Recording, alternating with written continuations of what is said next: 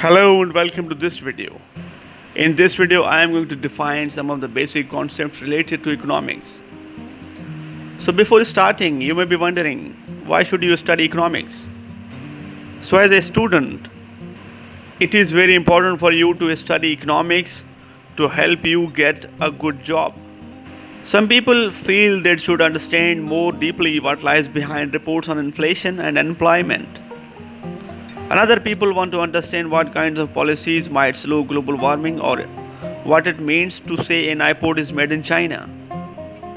All your life, from cradle to grave and beyond, you will run up against the brutal truths of economics.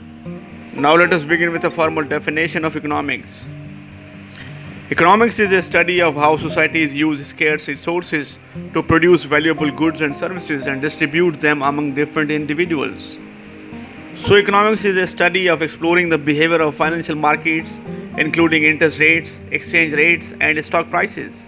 Economics also tells you about the fluctuations in credit, unemployment, and inflation, along with the policies to moderate them. Economics studies international trade and finance and the impacts of globalization.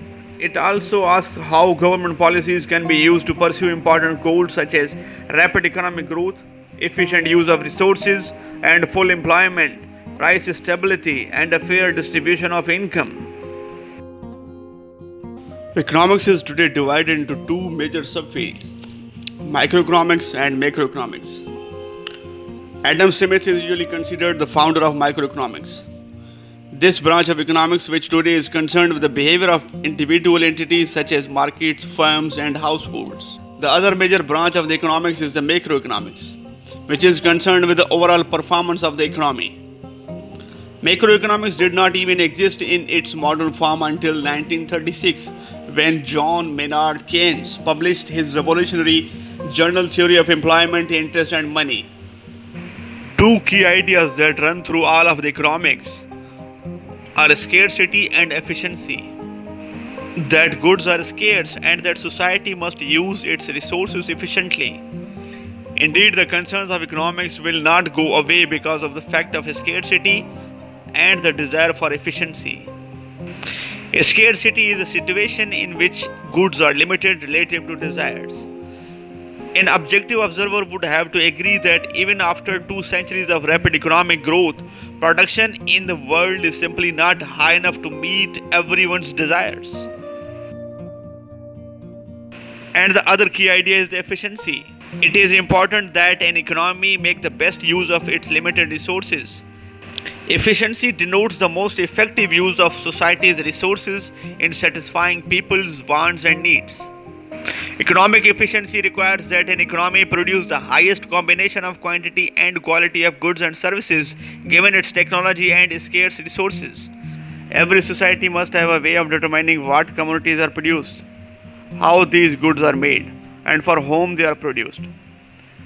These three fundamental questions of economic organization, what, how, and for whom, are as crucial today as they were at the dawn of human civilization. Let's look more closely at them. What commodities are produced and in what quantities? A society must determine how much of each of the many possible goods and services it will make and when they will be produced. How are goods produced? A society must determine who will do the production, with what resources, and what production techniques they will use. Number third is for whom are goods produced? Who gets to eat the fruit of economic activity? Is the distribution of income and wealth fair and equitable? How is the national product divided among different households? What are the different ways that a society can answer the questions of what, how, and for whom? Different societies are organized through alternative economic systems, and economics studies the various mechanisms that a society can use to allocate its scarce resources. A market economy is one in which individuals and private firms make the major decisions about production and consumption.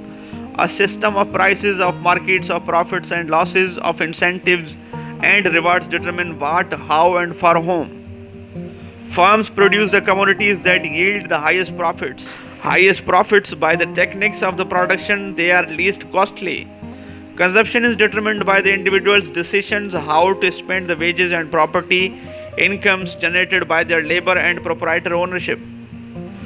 By contrast, a command economy is one in which government makes all the important decisions about production and distribution, such as the one which operated in the Soviet Union during the most of the 20th century.